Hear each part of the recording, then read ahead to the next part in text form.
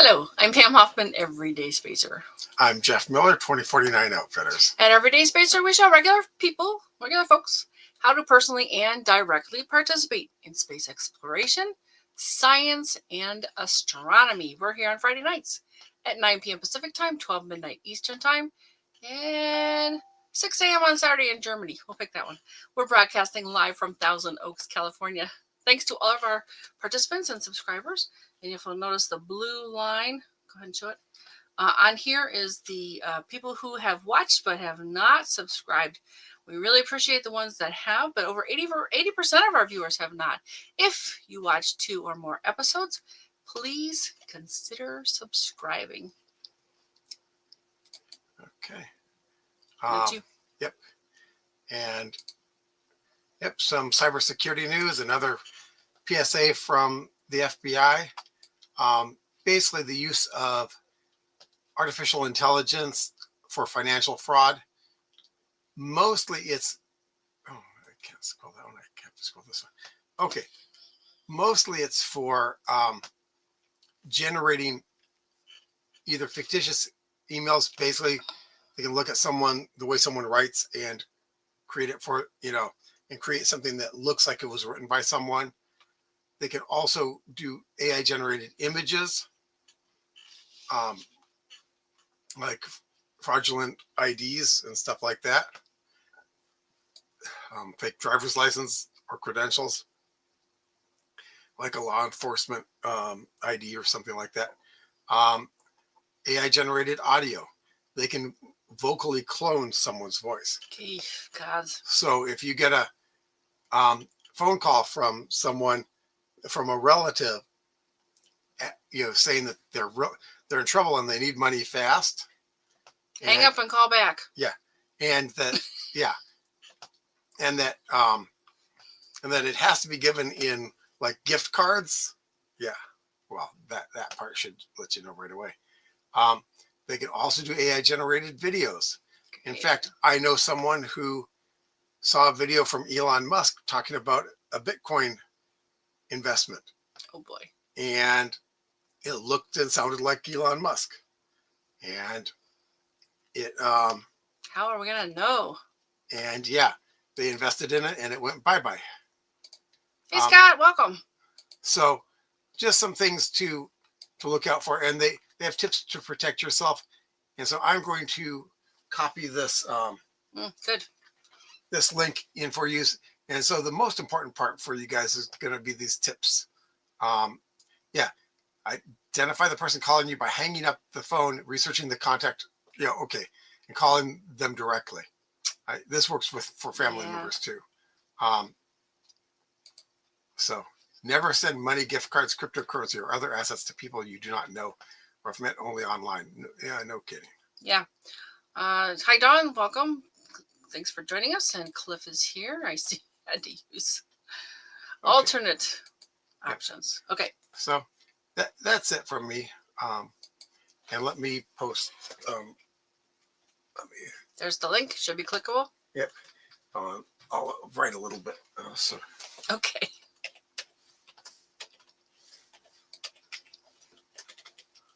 Thanks, Jeff. Yep. Good stuff. I'll have to read that too, I think. Yep. Okay. That was yours. Yep. So you're up. Oh, I am. Yeah. Unless you want me to introduce myself. I could do it. Okay. Tonight's Pam will be doing a profile on Hedy Lamarr. We'll be back in 8.3 seconds.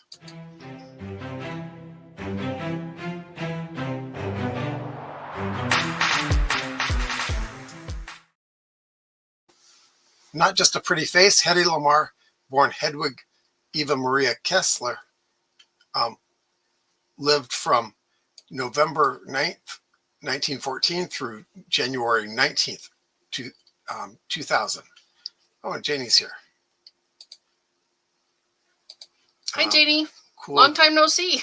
Cool, chilly, foggy mornings in Long Beach, California. Huh. We haven't really gotten that much fog, but there has been. It was very foggy. Yeah, I went into LA today, yeah. Oh, yeah. Okay, well, up here it wasn't foggy, but once you got down into the basin, yeah. She was Hedy Lamarr was an an Austrian-born American actress and inventor. After a brief early film career in Czechoslovakia, including the controversial erotic romantic drama Ecstasy, which probably would be very tame these days, she fled from her first husband, Friedrich Mandl, and secretly moved to Paris. Traveling to London, she met Louis B. Mayer, who offered her a film contract in Hollywood. Lamarr became a film star with her performance in the romantic drama Algiers, and she achieved further success with the Western Boomtown and the drama White Cargo. Lamarr's most successful film was the religious epic Samson and Delilah. She also acted on television before the release of her final film in 1958. She was honored with a star on the Hollywood Walk of Fame in 1960. And so much more. I set up some websites for you, so we'll start there. And I have some links to share too, but we'll get to those. Oh, I should go over here and set that up right there. All right, Go ahead and add. Okay, add. Okay. Yes, thank you. There we go. And the ever-present Wikipedia page, which is a really good place to start, but there are many, many other sources out there for all kinds of information. And as Jeff read basically this paragraph from this site, you kind of already know that part. And there's links to all the different movies and Louis B. Mayer, who was one of the MGMs of Metro-Goldwyn-Mayer, the Mayer part, in fact. All right, so we do know about her from all kinds of different cultural things, like there's Mel Brooks in the movies that had a character, Hedy Lamarr, and they kept calling him Hedy Lamarr, and it was a joke of, no, it's Hedley. So she didn't like that very much, but we'll see that. At the beginning of the war with George and Thiel, she co-invented a radio guidance system for Allied torpedoes. She was very opposed to Hitler, and this was part of the problem with her first husband. This was part of the conversations because he was an arms dealer. So she was sitting in on part of these conversations about these torpedoes and the sales of it and the problems with it. And she learned an awful lot about what was going on with those, which she used later in her life. So this was very boring to her, though, because she felt very much like just, a silent, statuesque type of showpiece, a trophy wife, basically. They talk about her early life. She was the only child of Gertrude Kiesler and Emil Kiesler. Her father was born to a Galician Jewish family. I don't think that they were practicing Jews. But yeah, they were in Austria. And now I guess it's part of Lviv, Ukraine. In the 20s. Director of Warner. I didn't read this part very much. I'm sorry. I read all kinds of other stuff. Talks about her mother. But, you can see these too. These are definitely available for anybody to look at. Because I was more interested in her technological feats. She was amazing. She was an amazing tinker and problem solver, and very much wanted to be useful for her mind, not just as a beautiful actress in all these different movies. As a child, though, she showed an interest in acting and was fascinated by theater and film. At the age of 12, she won a beauty contest in Vienna and began to learn about technological inventions that her father would take her on walks and explain how devices worked. So she did go to classes and was in a variety of things as a script girl, and then she had a role as an extra and they have all the different movies, and there's a whole list of them later too. But like I said, I was much more interested in the whole business of her inventions. And I actually have a clip from Algiers because I really like to find any kind of visuals, just to watch people when we do our profiles, to see if I can find them and hear them. So watch them and hear them. So I have a little bit of the Algiers movie set up for to see her there. So yeah, I'm gonna go. Well, the Ecstasy one, that was kind of funny because it was one of the very first times that they faked an orgasm on screen. And it was kind of a problem, especially for her husband. He didn't really like that, and this basically damped her career in every way. He was a very controlling person. Yeah, sources of orgasm, as well as close-up and brief scenes of nudity. In fact, they told her that, yeah, go in the field and run, and it won't be a big deal. But they had a telephoto lens, so they did have her fairly exposed, and she was pretty upset about that. So then, yeah, like I said, they talk a lot about these different movies and stuff. Stage roles. Yeah. Yeah, which is great. Here's the man, Friedrich Mandl. He was the first husband, but was very controlling, an Austrian military arms merchant and munitions manufacturer, third richest man in Austria, which was part of the appeal of him after a while. She thought he was charming and had a fascinating personality, but after a while found out that it wasn't that great, because she couldn't even do her acting. She couldn't really be anything except a trophy wife, a beautiful showpiece. And she's had 6 husbands.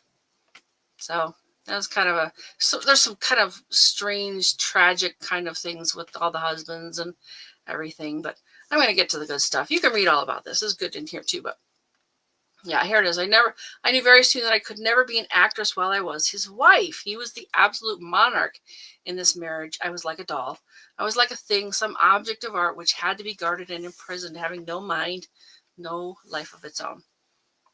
Not very happy with that. So she basically escaped. And I guess there's a couple of stories about whether she disguised herself as her maid, or if she put on all of her jewelry at a dinner party and then disappeared afterwards. So there's kind of some mysteries around her in various ways, and that's just one of them. But she did meet this Louis B. Mayer, and basically he offered her a job for $125 a week, and this is, back in 1937, this would have been a huge amount of money. And she's like, no, that's okay. But found out he was leaving to go to New York, booked herself on that ship as well, and managed to get the contract bumped up to $500 a week, which was basically more in line with what she was worth. And I think he really lowballed her at first, just from some of the things I've been reading. But yeah, and her name was kind of an issue, but they came up with Hedy Lamarr because they wanted to distance her from the Ecstasy movie, the Ecstasy lady.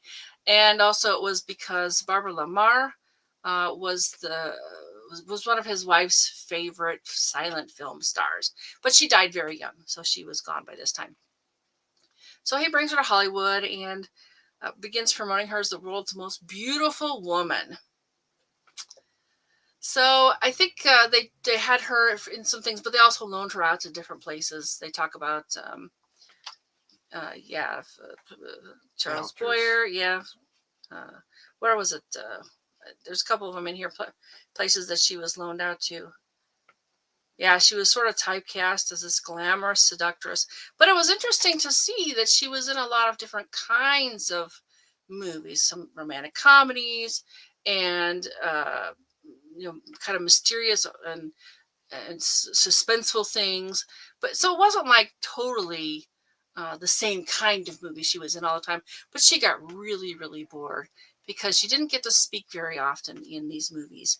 And you'll actually see that in the Algiers segment that I have set up later too. So she didn't really want to go to parties in Hollywood.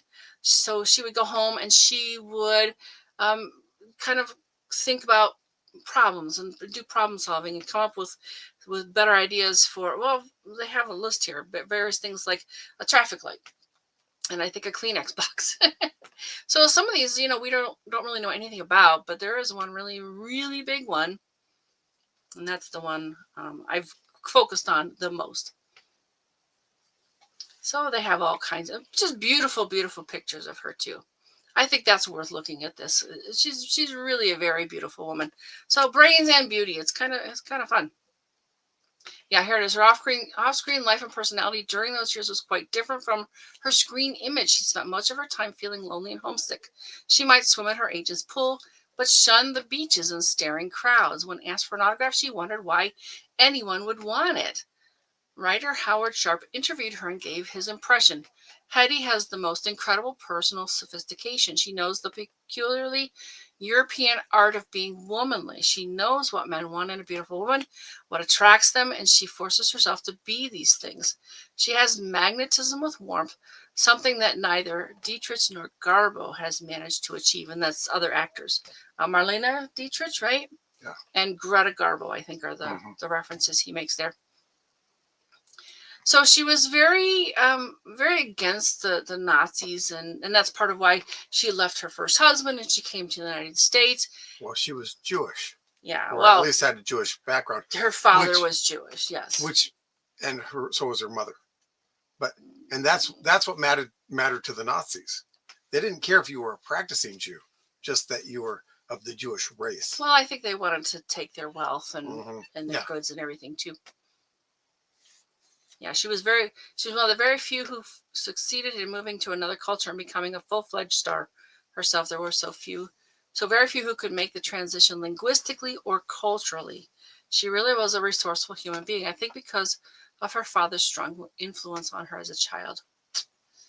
Yeah, there's a weird thing about her speaking about herself in the third person, which I didn't really see that much of in here, but I didn't really get to too much of the more biographical things. It was the tech and seeing her on the movie that I was more interested in. And of course, any of these tabs that I have, you can certainly look into more yourself. Oh, well, I have a thought on speaking about herself in the third person. Mm. If she thought of the actress Hedy Lamarr as a character, then she would speak, the name Hedy Lamarr as.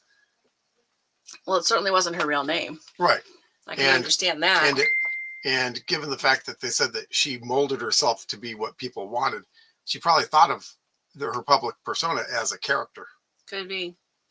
Well, one of the things she really wanted to do, and that's part of the inventions, were to support the war efforts. And it was suggested that the biggest thing she could do to help was to raise money. And she did. She raised a lot of money for the war effort. Here it is. She participated in war bond selling campaign with a sailor named Eddie Rhodes. Kind of a funny story. Rhodes was in the crowd at each Lamarr appearance, and she would call him up on stage. She would briefly flirt with him before asking the audience if she should give him a kiss. The crowd would say yes, to which Hedy would reply that she would if enough people bought war bonds. After enough bonds were purchased, she would kiss Rhodes, and he would head back into the audience. So they had actually kind of a little skit. You sit and think about the movie with Captain America, because that's what they did with him. They sent him on USO tours and war bonds. Yeah. So, but she did. She raised quite a lot of money for them, and they go into leaving MGM and forming a company. Like I said, I didn't really delve too much into the movies. I read a lot of this stuff, but I didn't really focus on it as much. I wasn't as interested in the movies, and I don't think I've ever really seen any of these. Have you seen any of these movies? No, aside from Samson and Delilah. Samson and Delilah. I don't even think I've seen that one. If anybody in the audience has seen any of them, let us know. And did you like it? Do you recommend watching it?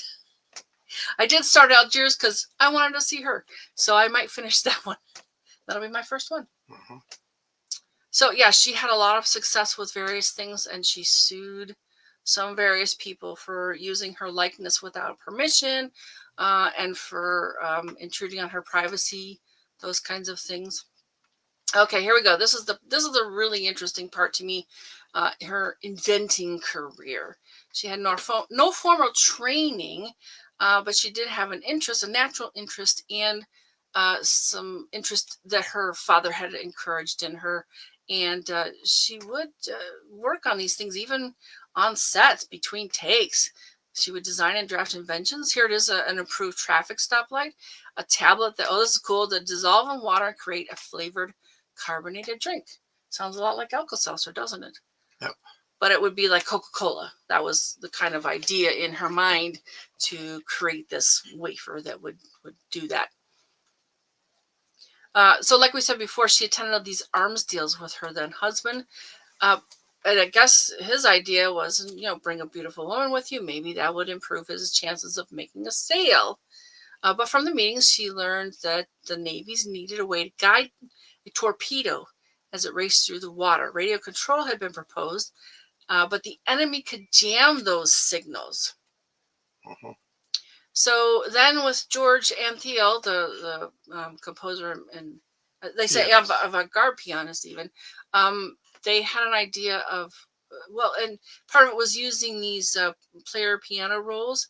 There's a funny picture, and I'm like, boy, I remember that from home because my mom refurbished completely down to taking it all apart and rebuilding it a player piano. We had dozens of these player piano rolls. So the idea was to have a roll where you were sending the signal and a roll of this sort of, it's actually very like computer card, Right. from the beginning. Oh, we Yeah. got a comment. Basically, they were matching roles. Okay. Yes. Hey, Cliff. Oh, Seen most of our movies. I think over time. Samson and Delilah was huge. Yes. No kidding. How interesting. Yeah. All right. And if you can recommend any, I would love to know. Yeah. Basically, they synced the roles so that. Yep. The transmitter and the receiver would be on the same frequency. Exactly. Exactly. Because what the basic idea was that they would, to help prevent jamming, they would have a series of frequencies of some sort, and then it would change, and it would be fast enough that it couldn't be jammed.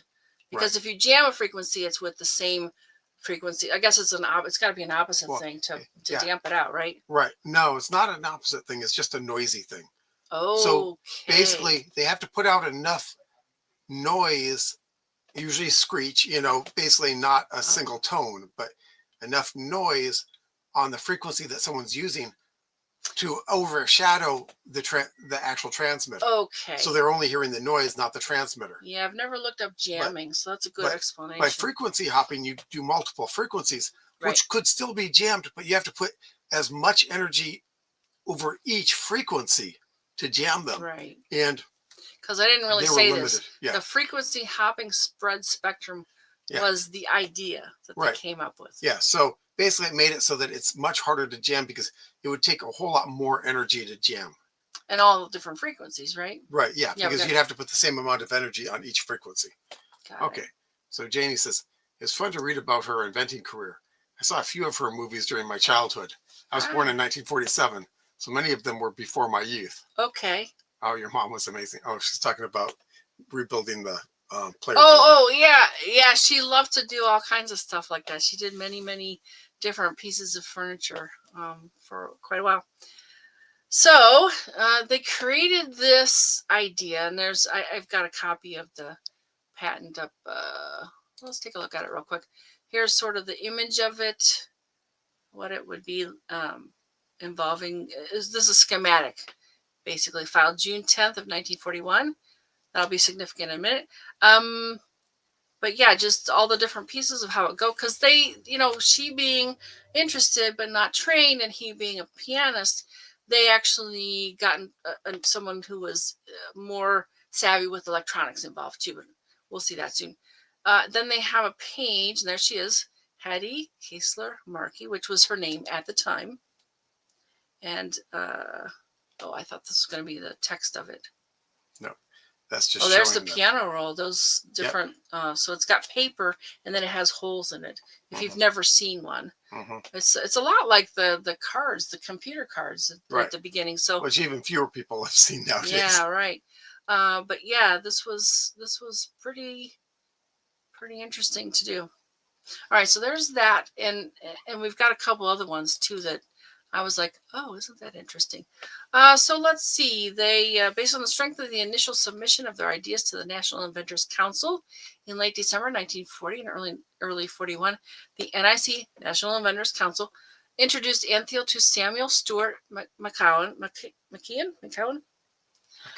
professor of electrical engineering at Caltech, so right out here, to consult on the electrical systems. Lamarr hired the legal firm of Line & Line to draft the application for the patent, which was granted as U.S. patent, and it's got lots of numbers, 2292387, which is the thing we saw. We saw that over here.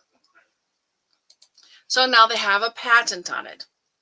It was under her legal name of Hedy Lamarr. So this is part of the reason that nobody really connected it with Hedy Lamarr for a long time. Yep. Janie says Chad is Yep. Yes. Yep. Yeah. You put the diagonal stripes on the ends so that if you drop the box, you can basically put them back in order and not have to redo the whole thing. Yeah. Yeah, I didn't really play with those. So let's see. Then they went. Here it is. The invention was proposed to the Navy. They rejected it on the basis that it would be too large to fit in a torpedo. It also had another problem, is that it'd be too fragile. Okay. Because it wouldn't take much of a hit or a bang to basically put the torpedoes playing out of sync with the transmitters. That makes sense. So they shunned it, but they socked it away. I'm like, somebody somewhere saw some value in it because they basically classified this thing. Right. It was suggested that Lamarr invest her time and attention to selling war bonds since she was a celebrity, which is what she did. She became a naturalized citizen of the United States. Interesting, then they have it at the top here. She was actually, what they call, where's the word? Stateless from 38 to 53 because she'd left Austria and she came to the United States, but she wasn't a naturalized citizen. So well, and also for a short period of time, there wasn't in Austria. Oh, I did not know that. Yeah. Okay, so let's see. We're back down here. I thought that was a very interesting status to be stateless. Well, if you notice the city, the Austrian city that her father's from, they mentioned, is now part of it's in Ukraine. Ukraine. Yeah. Right. So let's see. In her autobiography, Ecstasy and Me, which she may not have written, it was published in 1966. She said that on TV that it was not written by her. Much of it was fictional. Lamarr sued the publisher, saying that many details were fabricated by its ghostwriter, Leo Guild. She, in turn, was sued by Gene Ringwald, who asserted that the book plagiarized material from an article he had written in 1965 for Screen Facts magazine. Well, if it was a ghostwriter, that would have been this Leo Guild guy. Mm-hmm. So let's see. And she designed and developed the Villa Villa Lamarr ski resort in Aspen, Colorado. I didn't get a chance to see if, in fact, that still exists. It may still be there. And later on in life, in 1966, it says here she was arrested for shoplifting. So she kind of may have been kind of lonely, and there was some other things that happened, like she got some plastic surgery that didn't go very well. So she really stayed inside a lot. The phone was her way of connecting with the world. She had hours and hours and hours of phone, and maybe even hours and hours recorded, because I guess her son used some of the recordings for some other things. So she was arrested for shoplifting. The charges were eventually dropped, and she was arrested again in Orlando, Florida, because this was Los Angeles, and just for petty things, $21.48 for just little things. But I can see where if you're feeling out of control, that's a way to get control in your life. It's kind of a psychological thing. She pleaded no contest to avoid a court appearance, and the charges were dropped in return for her promise to refrain from breaking any laws for a year. For a year. That seems doable. So she was increasingly secluded in the 1970s. She was offered several scripts, but turned them down. Nothing. Well, she was bored. She really didn't get a lot out of acting. They didn't really put her to good use. She couldn't use her mind. The lawsuit for Warner Brothers using Hedy Lamarr. There's the Hedy Lamarr. They say Blazing Saddles. So that was in the movie Blazing Saddles. Infringed on her right to privacy. Brooks said he was flattered. The studio settled out of court for an undisclosed amount. A nominal sum, which means just basically petty change, because there wasn't really any basis for that lawsuit. Yeah, for almost using her name. So she shows up in a bunch of other things too, like this Corel drawing. software suite cover design contest. She had a Google Doodle a couple of different times. She was estranged from her older son, which I think was adopted. She was adopted. Actually, Susie told me that she went to school with Hedy Lamarr's son. So I thought that was interesting. But yeah, they were estranged for about 50 years. She left nothing in her will for him, which he sued about. So it was all kind of messy, kind of drama things. But yeah, most of the rest of what I've set up is in relationship to the inventions, especially the hopping one, frequency hopping one. So she died in Castleberry, Florida, and they've put her ashes in Austria, though. And this is the memorial. I have a picture of it here, but I'm not sure what it means. I haven't had a chance to and I think look up what that means, what it is. Is it here? Where is it? There it is. Well, I think it's a visual representation of frequency hopping. Okay. I think that's what they're going for. There's a very large picture, I know, but it's very small if I don't bigify it like this. But there's one gold one. I don't know if that's supposed to be in the middle. So this is supposedly where most of her ashes are interred in Vienna. Films have a certain place in a certain time period. Technology is forever. Actress, inventor, Hedy Lamarr. Kind of cool. There's actually a lot of actors and actresses that are really smart, like really have major degrees. Brian May from Queen is an astrophysicist, I guess, something. They talk about the awards and tributes, including a star on the Hollywood Walk of Fame. She was selected as most promising new actress in 1938. Got another comment? Yeah. It is beautiful. I would like to know what it's about, though, so I may delve deeper into it. If anybody finds out, let me know. So she and George actually were honored for this by this Electronic Frontier Foundation's Pioneer Award. Do I have a picture of that one? Well, I have it up. It's not that interesting looking. She was also the first woman to receive the Invention's Bulby NAS Spirit of Achievement Award, also known as the Oscars of Inventing. As they say themselves, I would imagine. Probably, but that's okay. You know, that's how you relate things to people. Following year, Lamarr's native Austria awarded her the Victor Kaplan Medal of the Austrian Association of Patent Holders and Inventors. And this is after her death. The Hedy Lamarr Weg was founded in Vienna, Meidling, named after the actress. Yeah, they're okay. Here's comes the Google stuff, but they've got the quantum telescope. That's kind of cool. And this is a weird moniker. Is the Institute for Quantum Optics and Quantum Information. I don't know if you say that or not. IQOQI. It's on the roof of the University of Vienna. That's pretty cool. She was inducted into the National Inventors Hall of Fame after she died, though, for the frequency hopping spread spectrum technology. Oh, and that same year, Anthony Loder's. Oh, that's Tony. That was who Susie was talking about. Anthony Loder's request that the remaining ashes of his mother should be buried in an honorary grave of the city of Vienna was realized. On November 7th, her urn was buried at the Vienna Central Cemetery, and they tell it where it is. And that's the picture I showed you. Here's the thing: is that they say the remaining ashes of his mother. Where did the rest go? Well, some of them, let's see, they were spread. Yeah, her son Anthony Loder spread part of her ashes in Austria's Vienna woods. Okay. Yeah, I sort of skipped that. Sorry. I was just like, really?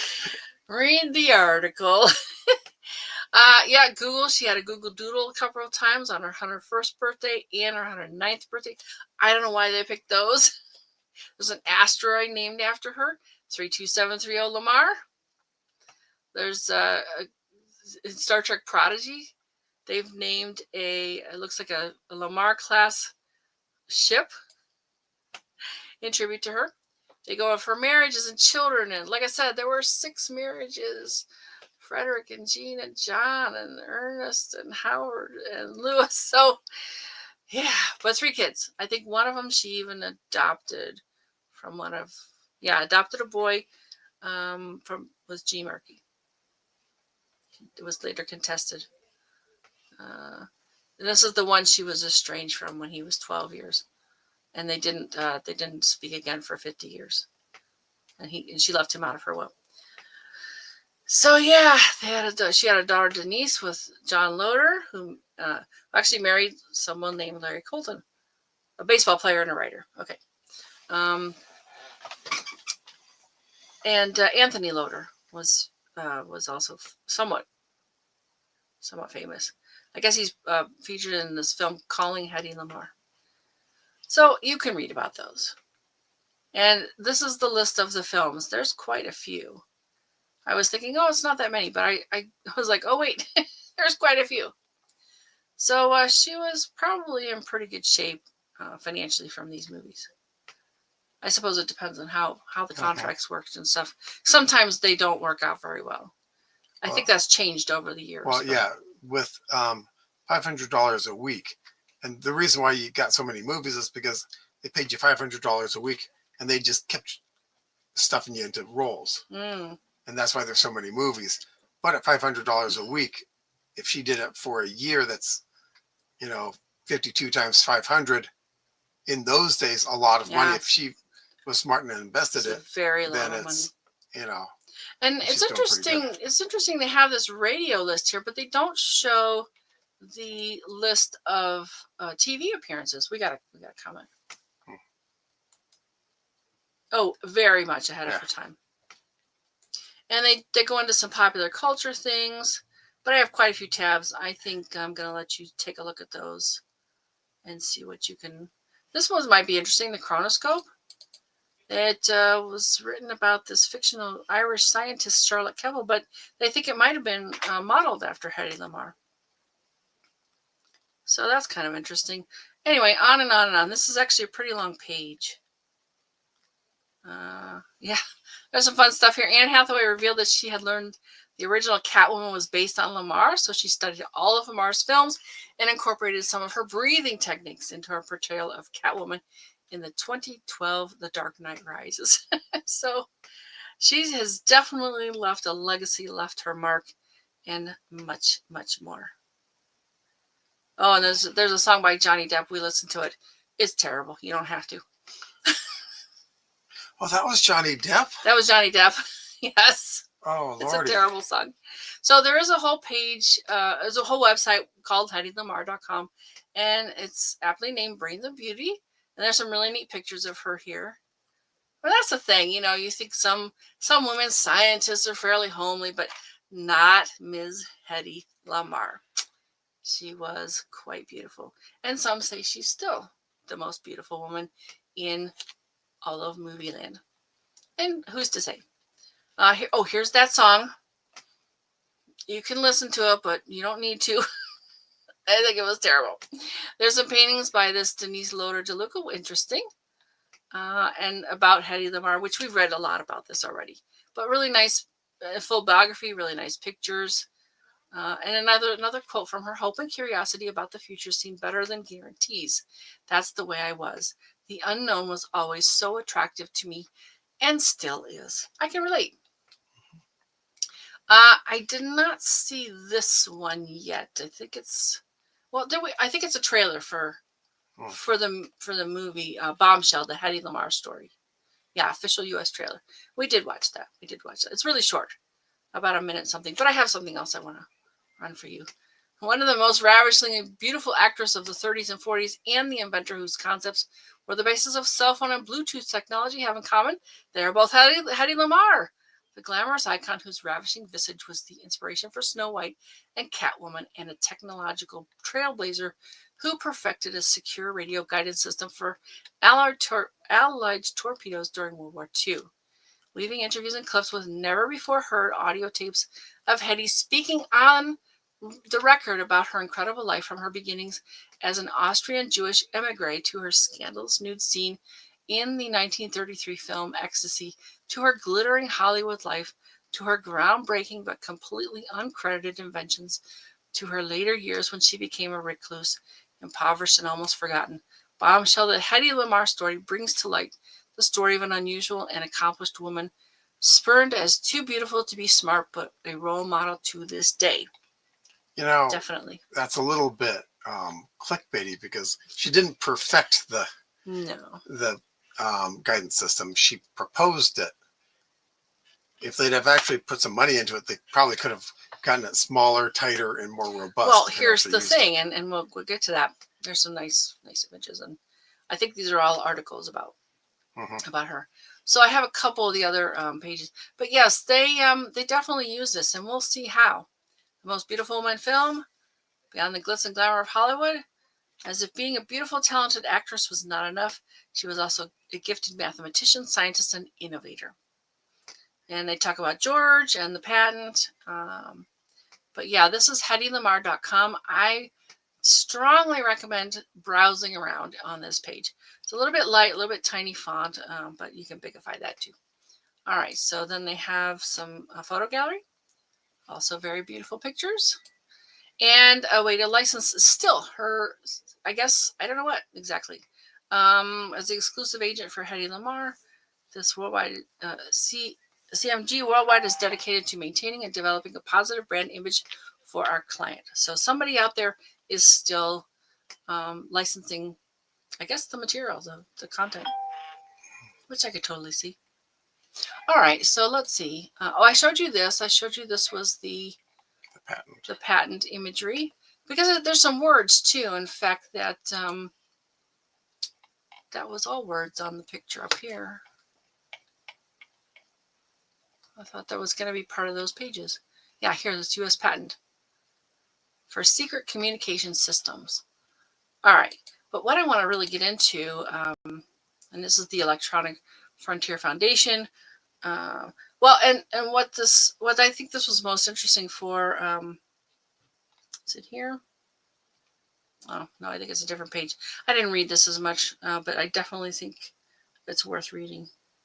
Yeah, no, this isn't the page, because there were a bunch of others also that were sort of similar. So we'll see that in a second. But this was interesting for the, this is the group that I think encouraged her. Well, they're the ones who gave her an award for the, I think so, yeah. Spectrum Hop. I think so too. It's been a very busy week. I'm so sorry. I'm usually a little better prepared. Here's that Pioneer Award. Yeah, this is the one. Yeah. This is the one they awarded them.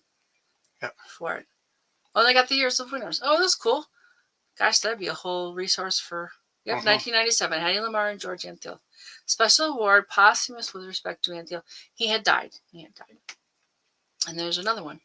So, yeah, they've got all kinds of, looks like per year. They give this award every year.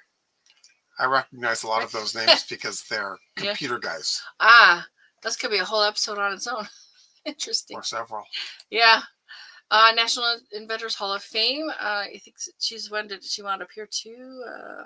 Recognizes individual engineers and inventors who hold a U.S. patent of significant technology. So yes, her name has been interned here. Inducted. That's the word. Inducted. Okay. Yeah, this is like history of it. I thought there's something really good here about a bunch of these. Well, maybe it's over because these are the patents right there. All right, so there's some really good stuff that talks about some of the stuff she did too. But National Inventors Hall of Fame. Oh, her name is on one of those blocks. All right, so there's the bombshell of the Hedy Lamarr story. We had the trailer up for that. The film follows the life story of Lamarr from her youth as the daughter of assimilated Austrian Jews through her rise to fame, the Nazi onslaught, her departure for the United States, 6 marriages, her acting career, her landmark invention, decline, and finally her death at the age of 85 in 2000. The focus of the film is on her co-creation with George Antheil. So that, I think, is very worth watching. And the technology of frequency hopping. I would love to see that. August 2017. So not that old. All right. Frequency hopping spread spectrum. It's a method of transmitting radio signals by rapidly changing the carrier frequency among many frequencies occupying a large spectral band. So I guess that's really what it is. If it's large enough, there's really no way to jam any of that. Right. And for any length of time, like all of it for any length of time. Right. And there's also the fact that, there's purposeful jamming, and then there's accidental jamming. Electronic equipment gives off certain frequencies. Yes, they're noisy. Right.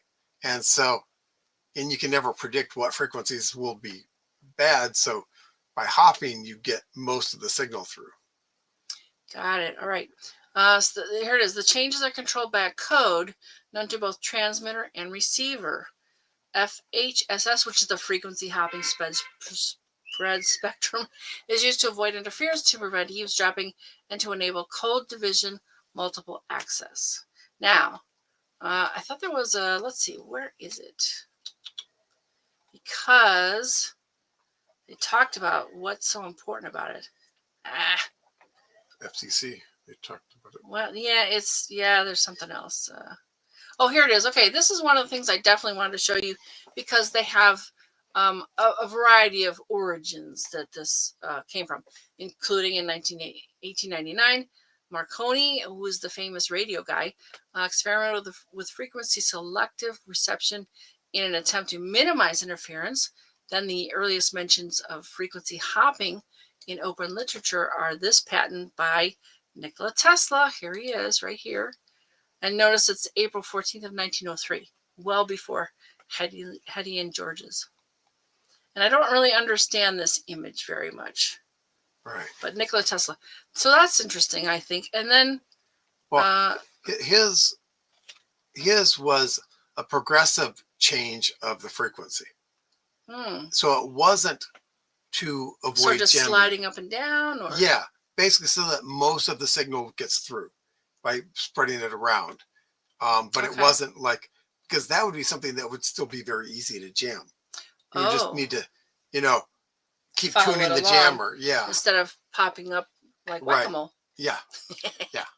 All right. And this radio pioneer Jonathan Zenwick's book, Wireless Telegraphy, it was in German with an English translation.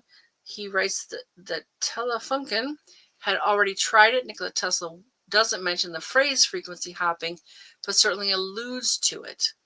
And then they have a couple of other... Yeah, there's another patent down here. Let's see. German military made limited use of frequency hopping for communication between fixed command points in World War I to prevent eavesdropping by British forces who did not have the technology to follow the sequence. So I guess it was a sequence again, right? So right, yeah. All right. And it's interesting you mentioned that. Right. And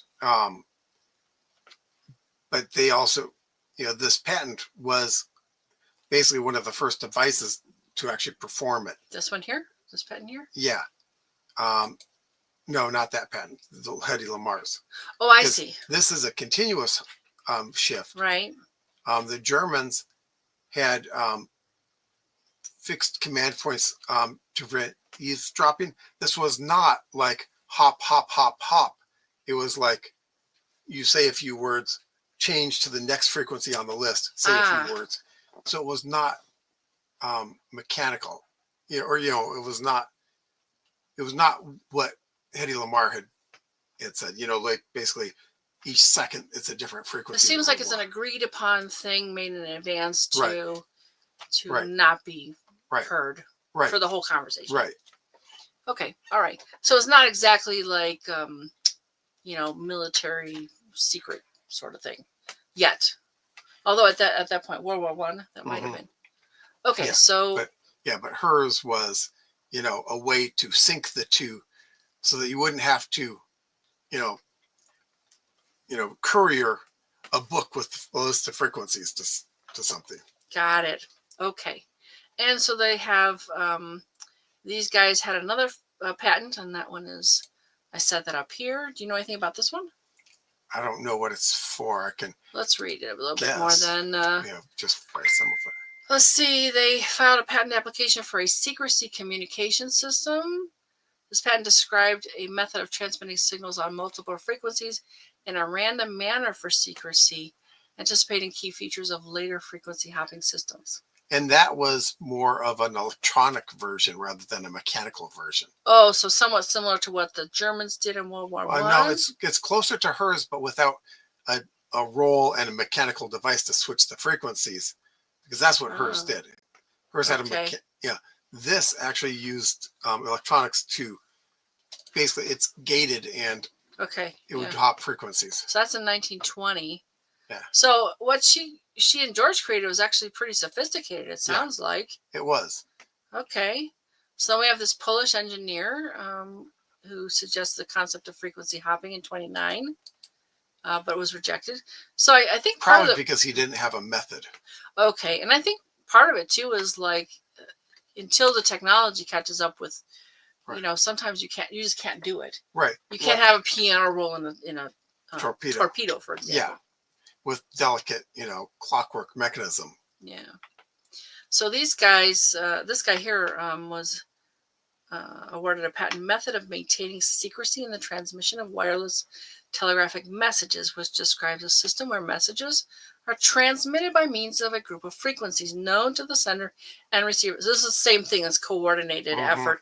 At this time, we're going to change to this one and so on. Yeah, but you notice he didn't patent a device. He patented a method. Got it. Oh, and I think that one's up here. Yeah. Yeah, here it is. And 29. So these were all earlier. Right. So that looks like a device to me because it's got it's an electronic. Yeah. Okay. Yeah. This is a schematic basically, but that looks like a switch to me right there because it's all the different. And with the it's a clockwork. Yeah, it's a clockwork switch. Yeah. Okay. All right. During World War II, the Army Signal Corps was inventing a communication system called Sigsally, which actually sounds familiar to me. It incorporated spread spectrum in a single frequency context. But Sigsally was a top secret communication system. So it was not known until the 80s. Oh, okay. So they had something going on, and that's probably why they decided to sync this patent and make it secret, top secret, for some number of years. Right. All right, and that's Hedy's and George's patent, which we saw earlier. Yep. All right, so yeah, I guess it comes up periodically. They say frequency hopping ideas may have been rediscovered in the 50s during patent searches when private companies were independently developing direct sequence code division multiple access. That's that CDMA thing, right? Mm-hmm. A non-frequency hopping form of spread spectrum. Okay. A practical application of this was developed by Ray Zinn, co-founder of Micro Corporation. They developed a method allowing radio devices to operate without the need to synchronize a receiver with a transmitter. That sounds interesting. It uses frequency hopping and sweep modes. Applied to low data rate wireless applications. Mm-hmm. Oh, metering, machine equipment monitoring, metering, remote control. So I'm hoping I find this because what this all boils down to is they just say that it's used in Bluetooth. Bluetooth, but yeah, if you've got a cell phone, if you have a cell phone, you're using it. you're soaking in it. That is what, in fact, came out of, amongst other things, came out of this device, this invention. Yeah. That they came up with. Yeah, frequency hopping is using cell phones, and a lot of transmitters now use it because it gives a mostly clean signal. I mean, cell phone, just as an example, if you lose 10% of the signal, mm-hmm. you don't really audibly know it. You can't really tell, especially if it has routines in it, because they have enough processing to clean up the audio, to basically smooth out, jumps or dips in the audio. So yeah, it's what gives the relatively good signal, over versus say the old landlines where they were scratchy. There were other sound artifacts sometimes, depending on where the person was that you were calling. I mean, Yeah, I don't remember having too many troubles with that kind of. I do for long distance calls. Okay, all right, that could be different. Yeah. Well, they say the key idea behind this AFH, adaptive frequency hopping, is to use only the good frequencies and avoid the bad ones. Those experiencing frequency selective fading. I suppose that would be a distance thing too. Right. And in this case, it's having the electronics to recognize when you get the signal through and when you don't. Okay. So that's what, that's what that's for. And so then basically the signal cleans itself up over time. Okay. Darn, I wish I could find the one thing. Well, there's George. He's got kind of an interesting story. He was an avant-garde composer and pianist. And some of the things he did were not too well received. But this is the guy. He's the one that collaborated with Hedy Lamarr to come up with this idea. And then they got the electronics guy involved, and they came up with the patent. Talks about his early life. I read this. I didn't want to go into it too much with you because we're talking about Hedy Lamarr. But he did some unusual and interesting things. And he died kind of young. So he wasn't actually alive when they got the award. All right, so let's see. It's kind of fun because I guess there's something called Inventor's Day, which I didn't know about. And it's different for different countries. But a country may recognize the contributions of their inventors, especially. But some places do it and some places don't. Like Argentina has this one for this bureau. And he's the guy who created the ballpoint pen. As you see, Austria, Germany, and Switzerland. We have Hedy Lamarr's birthday for the Inventor's Day there, 9th of November. And we've got Brazil has 4th of November. They don't say why in this particular thing. There's probably a reason. And then there's Hungary and Moldova, Russia, Thailand, United Kingdom. Check it out. This is pretty fun. And of course, ours is for Thomas Alva Edison, 11th of February. And I didn't know we had one until... No, I didn't know we had one either. So that's kind of fun. And there's a couple other pages about Hedy Lamarr.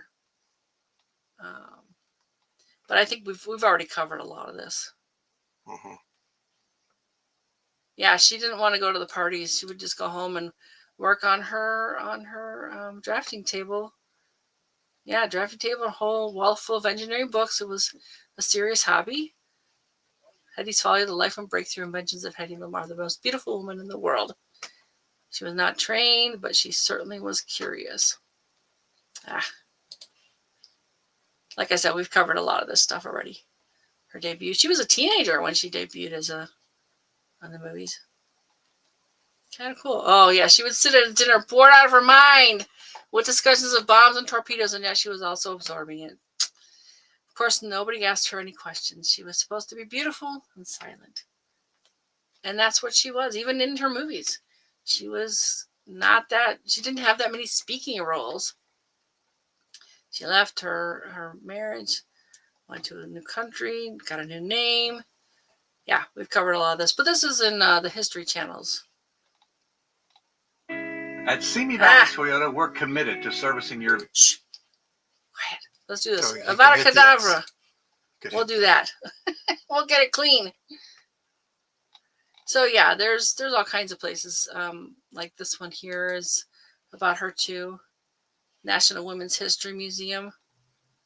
Again, we've talked about a lot of these things, but I just think it's great to have a variety of sources. You want to read different things to get the scoop. And then of course IMDb has a whole page for her. It's kind of fun. There's a lot of glamour involved with this particular inventor. Not all inventors have this much glamour in their lives. There's her movies, The Female Animals, Zane Grey Theater, The Story of Mankind. I mean, there's a lot. Later, without a passport, we have new neighbors. They like to sit out in the evening. And this one is from biography.com. It's a great resource, I think. And yeah, it talks about a lot of the same things. Who she was, what she did, early life. Well, let me get to, okay, here's that picture again, but let me get to, this is kind of interesting. This guy, the history guy, he's got a bit about Hedy Lamarr and the torpedo. I'm going to go ahead and run just a minute or two of this. I think it's really interesting. Odds are that you're either watching or you downloaded this video on Wi-Fi. What you may not know is how Navy torpedoes, in a collaboration between an experimental musician and a world-famous movie star, helped to make that possible. Hedwig Eva Maria Kiesler was born in 1915 in Austria, the daughter of a banker and a concert pianist. They were a wealthy family, and she benefited from a good education and finishing school, and she grew up to be a beautiful girl with pitch black hair and skin so porcelain white that her mother called her Snow White. But her father died in the midst of an Austrian financial crisis, and she and her mother were left with a fraction of her family's former wealth, and so she was forced to take work as a script girl at an Austrian film studio. She'd always dreamed, it appears, of being a movie star. Well, she started to get small roles in Austrian movies and eventually got a role in an experimental and at the time very scandalous film made by a Czech filmmaker that gained international acclaim and made her a movie star. And that drew the attention of a wealthy, handsome industrialist. And so they married, and she gave up her career. But this holiday season, your favorite Paleo Valley's apple cider vinegar complex is 50% off. Sorry about that. But it was not a happy marriage. He was demanding and controlling and abusive, and worst, he was an ardent Nazi. And so she escaped, first to Paris and then to London. And it was in London in 1937 that, through a connection, she met Louis B. Mayer, the head of the MGM film studio. Enchanted with her beauty, he knew at once that she would be a movie star. It was at Mayer's urging that she changed her last name to Lamarr, named after a beautiful silent film star who had died too young. Hedy Lamarr's first film was called Algiers, co-starring with Charles Boyer and Sigrid Gurry, released in 1938. The film was said to be the inspiration for the more famous film Casablanca. The film was a great success, largely due to Lamarr's stunning beauty. She would star in a string of film successes and become known as the most beautiful woman in films. But for a movie star, she was described as being very un-Hollywood. She didn't drink. She didn't enjoy lavish Hollywood parties. She was very intelligent and grew bored with her roles, which just tended to focus on her beauty. She complained that any girl can be glamorous. All you have to do is stand there and look stupid.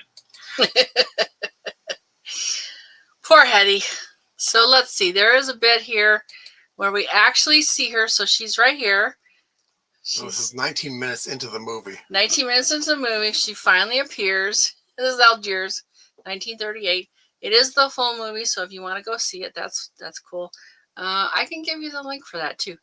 But again, you'll notice she doesn't speak very much, and it's a small bit. And then I didn't see her again for a while, so I have to see the whole thing to see where. But again, I want to see her in action and hear her voice. That was the thing that interested me the most about this.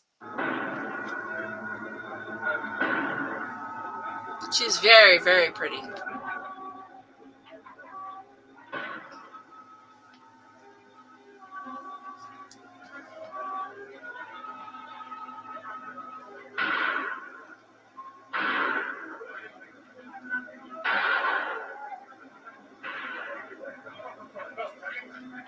This way, quick. Come in. Make yourself comfortable. What is this? What happened? Oh, it's nothing. You call this nothing? Well, you know how the police are. They like to keep everything in an uproar. A very profound observation.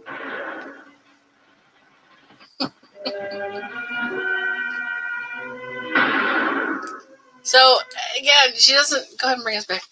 She doesn't really appear much, and she doesn't get to say much. So I could totally understand why she was pretty dang bored with, for someone this smart, for someone that smart. She probably got really, really, really bored really quickly. All right, so let's see. Here's the history guy link. And here is the link to the Algiers movie. Those should be clickable in the chat for you. And like I said, I like to hear and see our profile subjects when I can. We can't always, but when we can.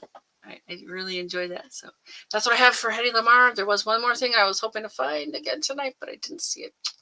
So again, this is a really busy week. Sorry. I would have definitely found it if I hadn't been gone so much. All right. You want to do this part? Well, you got home in time to actually do the show. Yes. Just, we made it. Yep. Some stellar events this week, December 6th through December 13th. Remember to visit skymaps.com for their 2-page PDF. It's free every month. This helps you find things in the night sky and more. And the Farmer's Almanac has their monthly, what they call Skywatch, and it's a synopsis of the month. Skywatch Venus, now a bright magnitude -4.2, is an evening star in the west from 5 p.m. to 6:30 p.m. On the 6th, look for Mercury low in the southwest at dawn, after which it remains visible until the 15th. Oh, so it's in the morning. Okay. Jupiter floats below the moon on the 6th and is in opposition on the morning of the 7th. That's actually tomorrow morning. And opposition is a really good time to take pictures of things like Jupiter. Where am I? This creates a conjunction with the moon. Now at its brightest of the year, Jupiter rises at around 9:30 p.m. before hovering close to the moon on the 14th. The Geminid meteor shower arrives on the 13th, and it's best seen before the moon rises at around 1 a.m. On the 28th, Mercury hovers to the left of the crescent moon in dawn's twilight. Winter in the northern hemisphere begins with the solstice on the 21st at 4:21 a.m. Eastern. That's the synopsis for this time. Yeah, thanks, Cliff. Thank you. Yep. There's okay, December 7th, Venus and Pluto are in conjunction. Also, Mars appears stationary. And Jupiter is at opposition, as she mentioned, rising at sunset. It's a great time to take pictures of it. December 8th, first quarter moon. And Saturn and the moon are in conjunction. Saturn is 0.3 degrees south of the moon. And they don't say anything about an occultation. So, but there probably is one. Well, I don't know. That close. It depends on that, where you can see it from. Yeah. Also, Neptune appears stationary. December 9th. Oh, my nephew's birthday. Happy birthday, Jake. The moon is on the equator and is at an ascending node. And Neptune and the moon are in conjunction. December 12th, the moon is at perigee. December 13th, Uranus and the moon are in conjunction. And Pleiades is 0.1 degrees south of the moon and is an occultation. They said there's an occultation, but they didn't say where. Right. Sometimes that one says where, right? Mm-hmm. Oh, we didn't fill this in. I'm sorry. December 13th, Friday night show. He's going to do a crunchy topic. Yep. Hang around for on what? Yeah. Find us Fridays at 9 p.m. Pacific time on the Everyday Spacer Facebook page and the Everyday Spacer YouTube channel. What inspires you the most for the coming week? So, if you or someone you know has done something interesting involving space exploration, science, or astronomy, we'd love to share our live. Join us again next Friday, December 13th. Friday the 13th. Mm-hmm. Jeff is taking on a crunchy topic involving blockchain. It's the basis for cryptocurrencies and much more, and something that will be more prevalent and more involved with all of our futures. Just stay tuned. So, yeah.